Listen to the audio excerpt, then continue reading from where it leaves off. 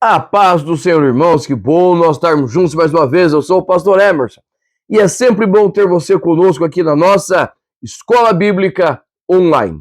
E nós estamos na nossa lição de número 4, que nós vamos falar sobre o ministério avivado de Jesus. Jesus precisava de avivamento, Jesus precisava orar. Qual a necessidade da unção na vida de Jesus, na vida do crente? Tudo isso está dentro da nossa lição. E nós vamos compreender que o avivamento na vida de Jesus tem tudo a ver com o Espírito Santo que habitava nele, certo? Então nós vamos aí, com muito carinho, estudar a lição de número 4. Já o nosso textual diz assim: então, pela virtude do Espírito, grife virtude do Espírito aí na tua revista. Voltou Jesus para a Galileia e a sua fama correu por todas as terras em derredor. Evangelho de Lucas, capítulo 4, versículo 14. Por que eu mandei pedir para você riscar aí a palavra virtude dentro da tua lição? Porque boa parte do que nós vamos falar dentro da nossa da lição de número 4 tem a ver com esta expressão, virtude do Espírito. Vamos lá, vamos pegar essa palavra virtude. Essa palavra virtude, você vai encontrar ela apenas 4 vezes no Novo Testamento. A expressão virtude do Espírito. Você vai encontrar ela em Lucas 4:14, Atos 1 e 8, Romanos capítulo 15, versículo 13 e versículo 19. Apenas 4 vezes, tá? E o que essa expressão ela vai falar? Ela vai falar de um movimento que nós estamos realizando, que está sendo realizado pelo Espírito Santo em nós. Ou seja, a expressão virtude do Espírito Santo tem tudo a ver com o quê? Com um movimento de Deus, de nos encher até transbordar, até extravasar. Então, a virtude do Espírito Santo aqui é um poder, tá? Muitas vezes a tradução, né, vai usar virtude, outras vai usar poder, tá? Mas nós precisamos compreender isto, que a palavra virtude, ela fala de um movimento de Deus. Por quê? Porque essa palavra virtude, ela é do grego dinamis, certo? Que ela vai ter alguns correspondentes no nosso português. Por exemplo, quem é mais velho, da velha guarda, que andava com aquelas monarcona, barra circular, olha eu fazendo propaganda, né? Você comprava uma lanterninha, certo? Para quando você andava de noite. Nós não tínhamos carro, não tinha tanto carro assim. E como ela fazia para funcionar? Tinha a lanterninha, saía um fio e tinha um aparelhinho que você grudava na roda, ali no aro da bicicleta. E conforme você ia andando, este aparelhinho ia gerando energia para iluminar a lanterna e o nosso caminho. Como chamava esse aparelhinho? Dínamo. Ou seja, o dínamo era um aparelho que gerava energia, a mesma raiz de dinamis, certo? Que é a palavra que nós estamos usando aqui em virtude. Um segundo exemplo. Nós conhecemos muito bem, certo? Um explosivo chamado TNT, trinitrotolueno, certo? TNT, que nada mais é do que dinamite,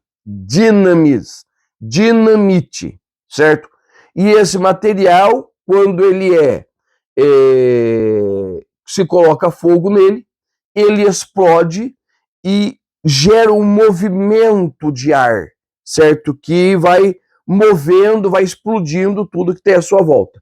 Então, tanto de dínamo, quanto dinamite, quanto dinamis, virtude, poder, ele fala de algo que gera movimento, certo? Que tira da estagnação, que gera poder para o caminho. Está entendendo? Certo? São exemplos que a gente traz para ficar fácil de você compreender o que a palavra quer dizer, para você entender qual a influência dela na vida de Jesus e também na nossa vida. Então agora leia de novo o versículo 4, capítulo 4, versículo 14 do Evangelho de Lucas. Diz assim, ó, pela virtude, pelo poder que gera movimento, gera energia, tá? Do Espírito, voltou Jesus para a Galileia. Entendeu? O poder do Espírito Santo é um poder que põe em movimento. Todas as vezes que você encontrar o Espírito na Bíblia, ele está em movimento, certo? Então, ele é a parte da Trindade que gera movimento, poder, autoridade, que nos conduz, nos orienta, tá? Então, isso daí é o dinamis, certo? A virtude. E isso está diretamente ligado à nossa verdade prática. A verdade prática diz assim: o alcance espiritual da vida de um crente avivado revela a extraordinária atuação do Espírito Santo. Somente um crente que é verdadeiramente cheio do Espírito Santo, cheio de virtude, cheio de poder, tem condições de fazer o quê? De mudar o mundo, mudar a história, mudar as situações. Somente um crente cheio do Espírito Santo. Tá? Veja bem, quando a promessa vem em Atos 1 e 8, né, e ela se cumpre em Atos 2,14, a promessa está em Atos 1 e 8. Seríamos o quê? Seremos cheios, seremos revestidos de poder, seremos revestidos de virtude, seremos revestidos de dinamis, para então podermos pregar o Evangelho.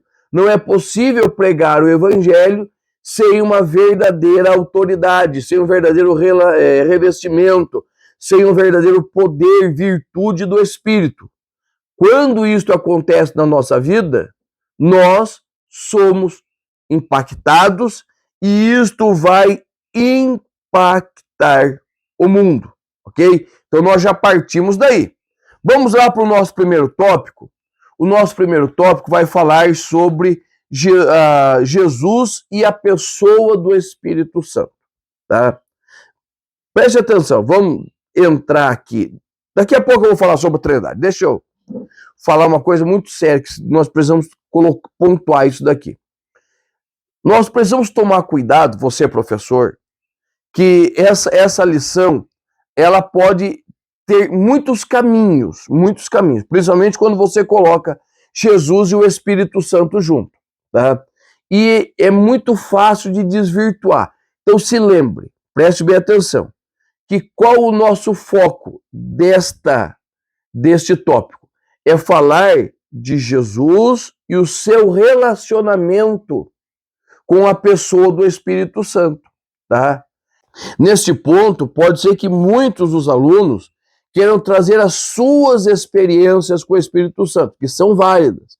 Mas eu e você, como professor, nós precisamos contornar, porque qual é a ideia? A ideia é focar em Jesus e ao seu relacionamento com o Espírito Santo, tá? Então, quando nós entramos já no nosso primeiro tópico, vai dizer assim, o Espírito Santo na vida de Jesus.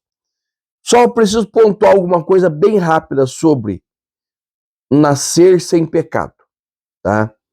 Jesus, somente duas pessoas nasceram sem pecados. A primeira foi Adão, certo? Que foi criado à imagem e semelhança de Deus. E a segunda foi Jesus, tá? Ah, irmão Emerson, mas e José? Irmãos, José foi um dos caras mais fantásticos da Bíblia. Por quê? Porque ele era um homem, a Bíblia diz que ele era justo, ele era sério, que ele não queria infamar Maria, apesar de ela ter aparecido grávida sem ser dele, tá? Um homem extremamente crente, esse era José, tá? E Mas José não tem participação no nascimento de Jesus. E qual a participação de Maria? Simplesmente, ela era uma mulher crente, que o Senhor achou graça nela, ou seja, Maria, né, ou seja, qualquer moça poderia ter sido a mãe de Jesus. Mas por que Maria, né? O Senhor tem os motivos particulares dela. Mas o importante é nós compreendermos que Jesus nasceu de Maria porque o Senhor achou graça em Maria. E Maria precisava fazer aquela ligação de Jesus com a raça humana, tá? Com se assemelhar a nós. Se você olhar com muita atenção Gênesis 3:15, vai dizer assim que a semente da mulher. E isso é importante você notar. A semente da mulher. Por quê? Numa época, certo? Numa época no que o machismo imperava, a mulher, os filhos tomavam o nome do pai, tá? E isso já fazia um apontamento muito importante a respeito de Jesus, do seu nascimento, tá? Que ele seria gerado, né, lógico, por uma mulher. Jesus é a semente da mulher. Não há participação do homem. Se houvesse participação de José na concepção de Jesus ou de algum outro homem, Jesus não nasceria sem pecado. Ah, irmão, sexo é pecado? Não, sexo não é pecado. Mas Paulo vai deixar muito claro que desde que Adão pecou, a sua descendência vai pecando à semelhança dele. E quando Jesus vem sem pecado. Vou dar uma olhadinha lá com muita atenção em Lucas 1:35. Lucas vai dizer que o Espírito descerá e cobrirá Maria. Ou seja, ali não há óvulo de Maria. Ali, o que Maria fez? Maria foi o receptáculo aonde Jesus foi colocado para que ele pudesse se assemelhar a nós. Simplesmente isso. E para poder dar legalidade, certo? A Jesus como sendo o filho de Deus, como sendo o filho de Davi. Jesus precisava de Maria para se assemelhar aos homens. Jesus precisava de José, por causa da genealogia de José, liga direto a Davi, passando por Salomão. A genealogia de Maria, não. A genealogia de Maria chega a Davi pela genealogia, pela herança de Natã, filho de Davi, tá? Então, nós temos duas genealogias. Primeiro, a de Mateus liga Jesus com a promessa, vai a Davi, certo? Que é a genealogia de José. A genealogia de Maria vai ligar Jesus à humanidade. Por quê? Porque a genealogia no Evangelho de Lucas vai puxando até Adão, ou seja, em José liga Jesus à promessa davídica. Agora fugiu. Em Lucas, Jesus é ligado à raça humana.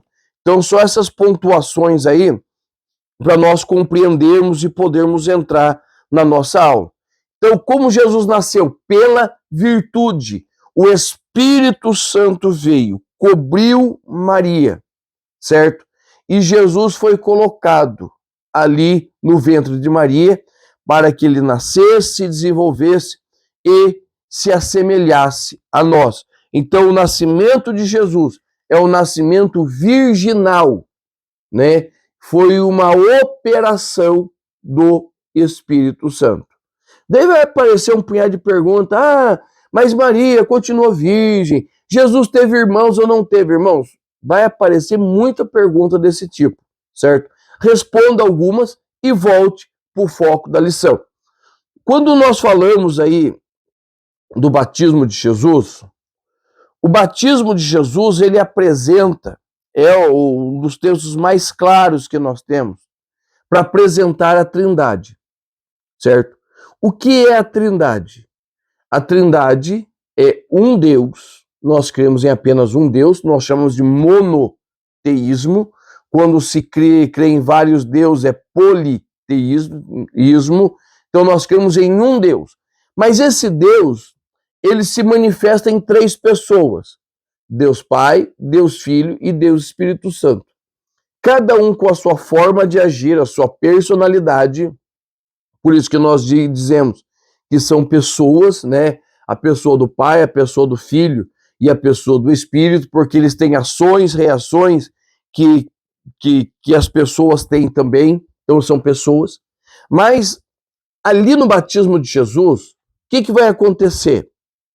Vai acontecer que Deus Filho está se batizando, Deus Pai fala, e o Deus Espírito Santo desce em forma corpórea de uma pomba. Eu quero ler um texto para você, que está no Evangelho de João, capítulo de número 1, versículos de número 29 a seguir, aonde João, ele recebe uma mensagem. Preste atenção. No dia seguinte, vendo que Jesus vinha em sua direção, disse: Eis o Cordeiro de Deus que tira o pecado do mundo. Este é aquele a respeito de quem eu falava quando disse: depois de mim vem um homem que é mais importante do que eu, porque já existia antes de mim. Eu mesmo não o conhecia, mas vim batizar com água a fim de que ele fosse manifesto. Então preste atenção, pega essa. João não sabia que era Jesus, conhecia, Jesus era primo de João, mas eles dá para entender que não tiveram relacionamento no crescimento, tá?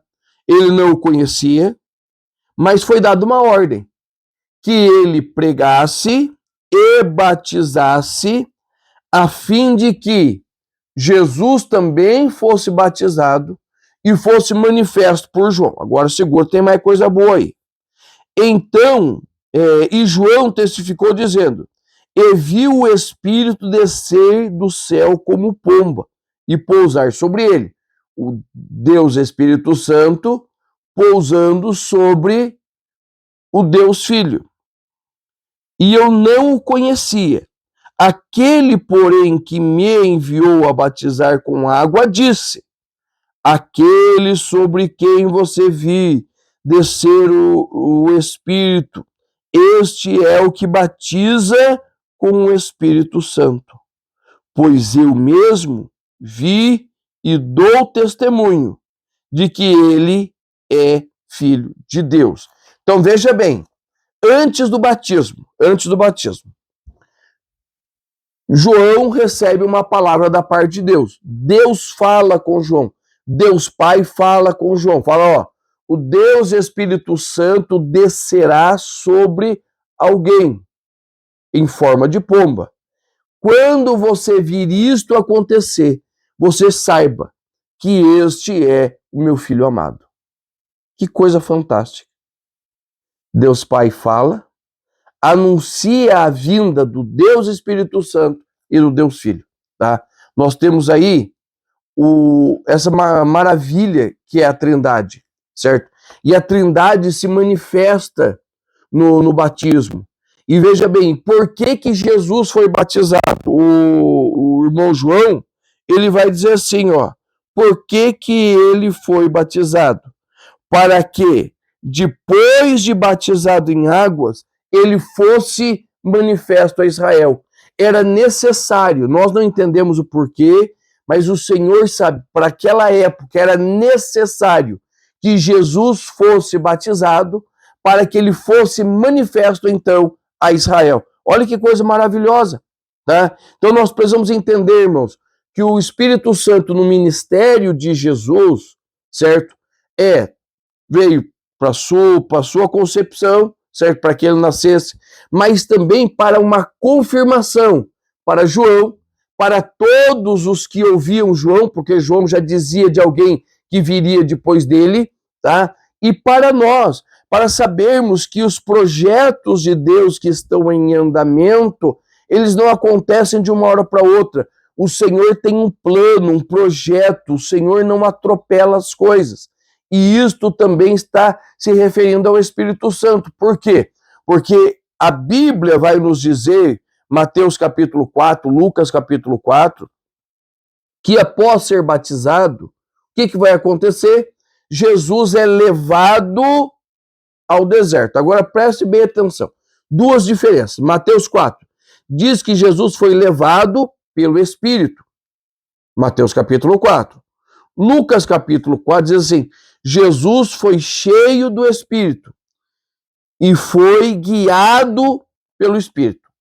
O importante nessas passagens, o que é necessário é ser cheio. É necessário do Espírito, termos o Espírito Santo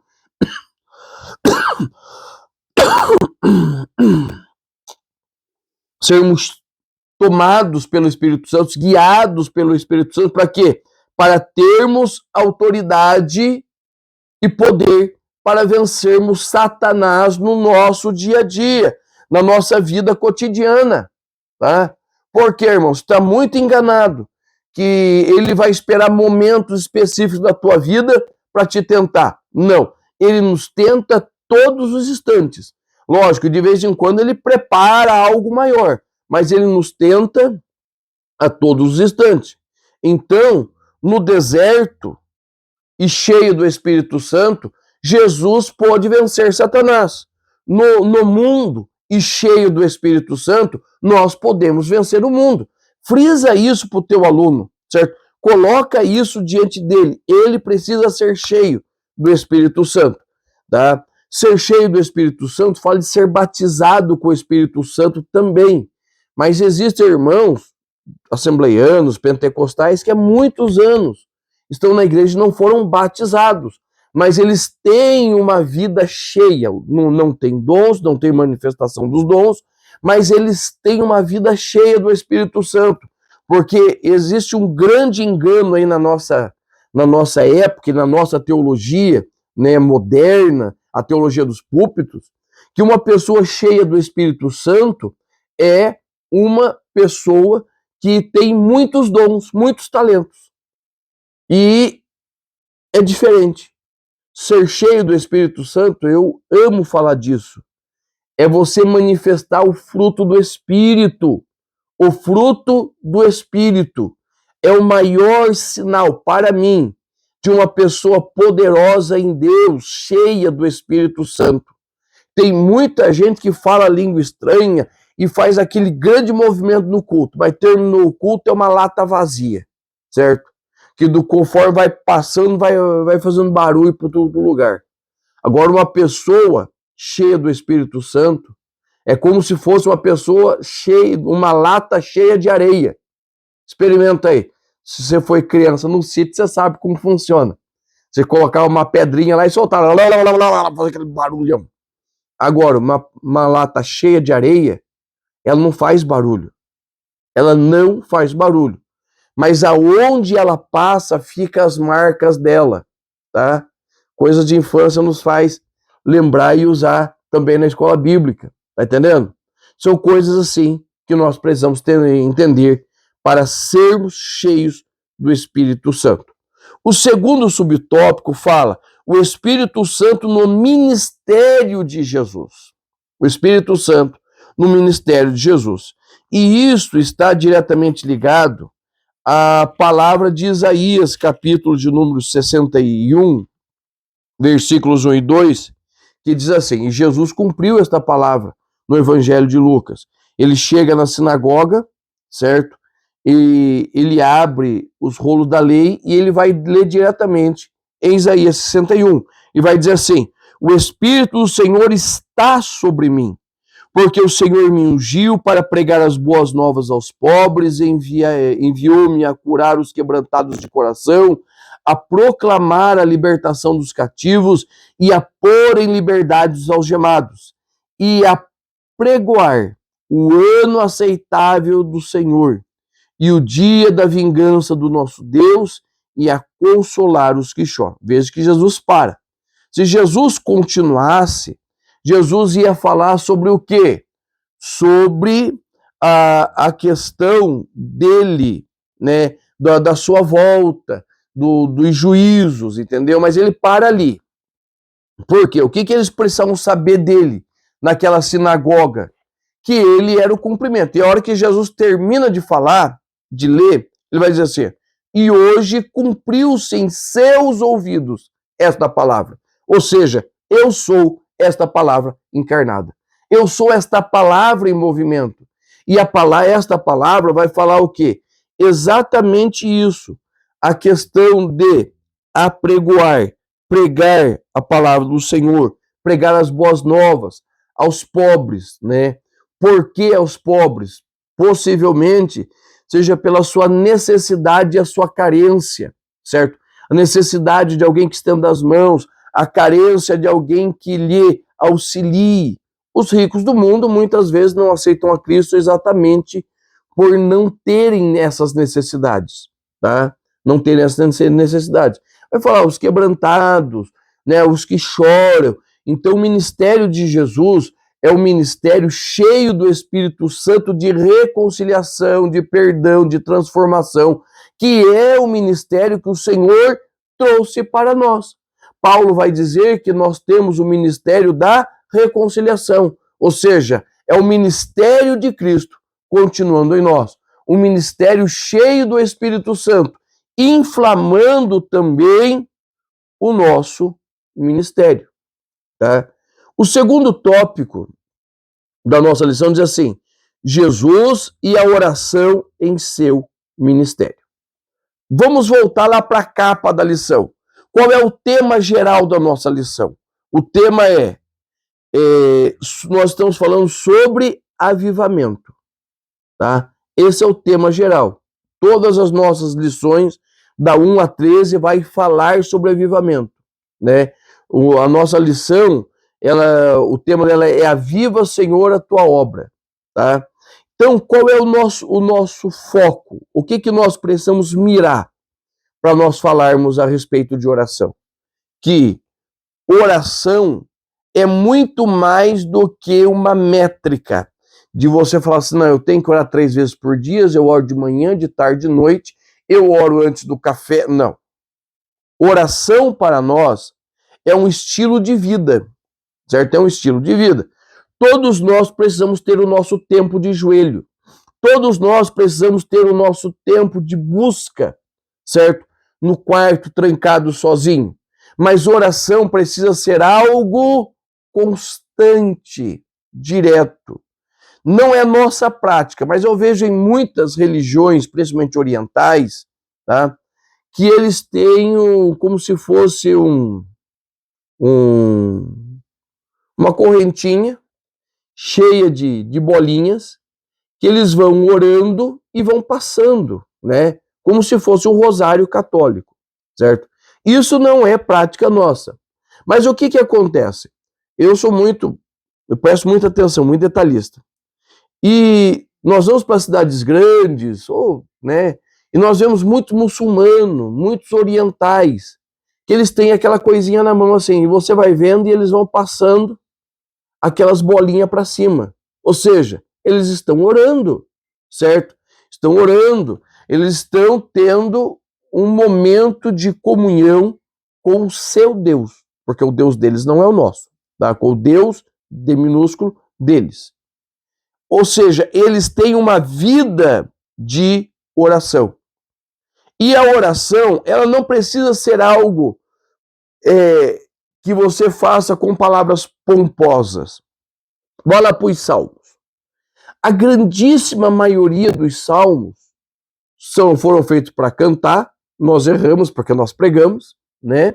E a grandíssima maioria dos salmos, eles são expressões das orações dos seus escritores.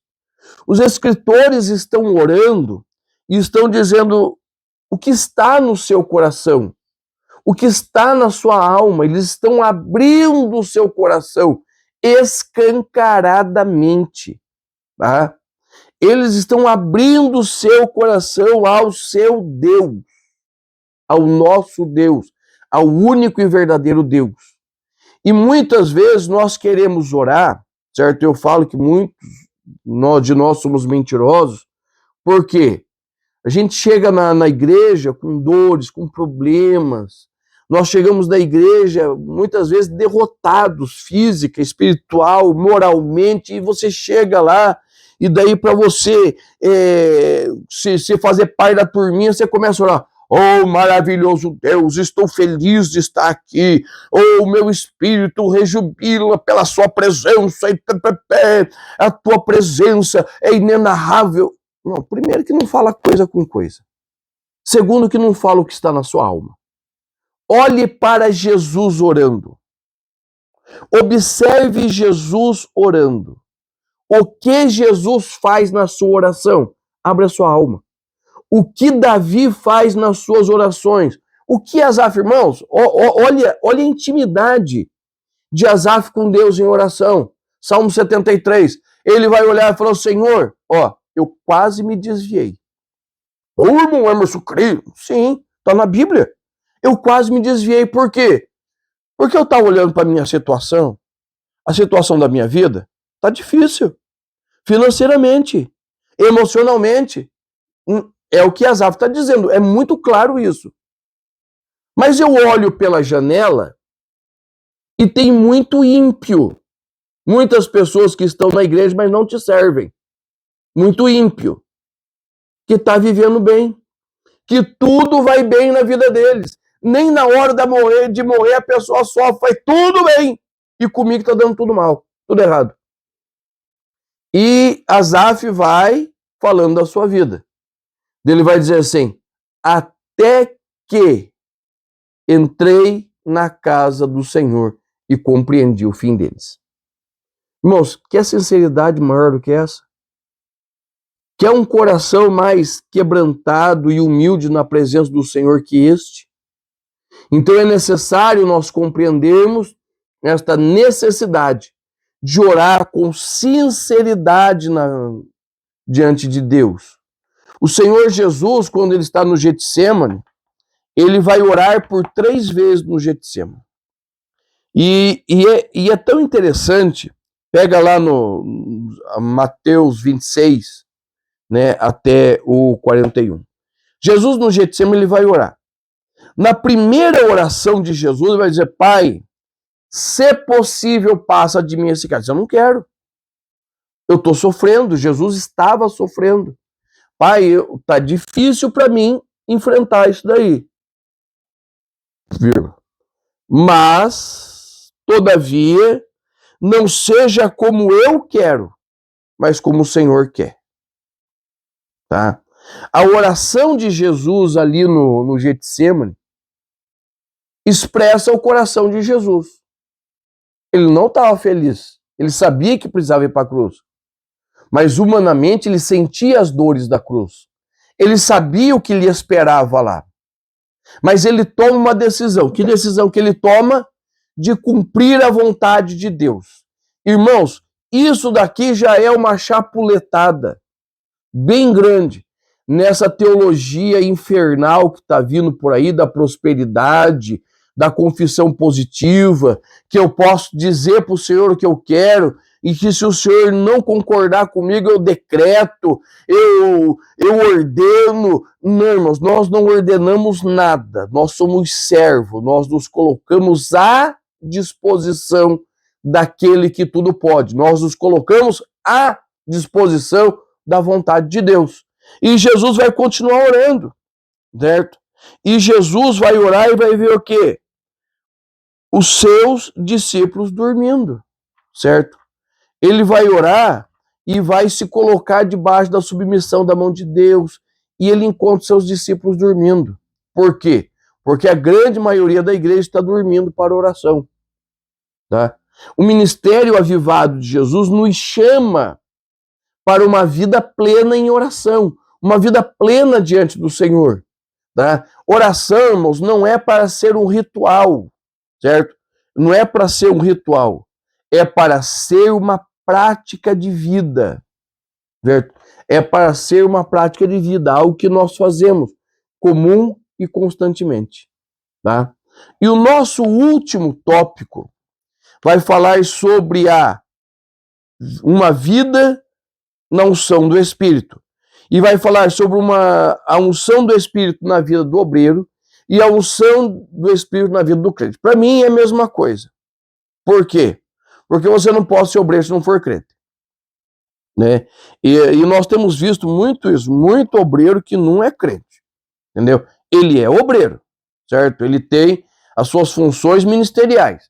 Ele lê a Bíblia para pregar, ele estuda para pregar, ele ora para pregar. Não, irmãos. Nós precisamos do Espírito Santo em todos os momentos, e isso vai nos levar a ter relacionamento. Primeira carta de João, capítulo 2, versículo de número 20, diz assim: e vós tendes a unção do Santo, e sabeis tudo. A unção do Santo. O que é unção? No Antigo Testamento era um óleo que era derramado para a separação de reis, profetas, sacerdotes, certo? Ou seja, era uma marca distintiva. Fulano foi ungido. Pronto, acabou. Davi foi ungido no meio dos seus irmãos. Pronto, acabou. Gostassem eles ou não, Davi foi ungido. Tá? E o que acontece na nossa vida? O Espírito Santo, ele vem e nos unge para nos capacitar a realizar a obra de Deus. E capacitar a obra segundo Deus, porque não segundo o homem. Atos, capítulo 8, versículos 18 a 24, vai mostrar Simão o mágico, que ele vendo os milagres, eles vendo a unção do Espírito Santo, que quando Pedro e João impunham as mãos, as pessoas falavam em outras línguas, ele quer pagar, certo? Por quê? Porque ele não entende que a unção e os dons do Espírito Santo não é algo que acontece naquele momento. Fala de uma vida com Deus, uma vida de oração, uma vida em conhecimento do Espírito Santo. Nós temos também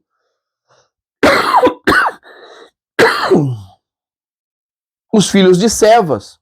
Atos capítulo 19, versículos de 13 a 17. Que eles viram Paulo expulsando demônio, certo? E eles acharam legal, falaram, nós podemos fazer também. O que eles fizeram? Acharam um demônio e foram lá, eu te expulso em nome do Jesus que Paulo prega. O Espírito fala, é?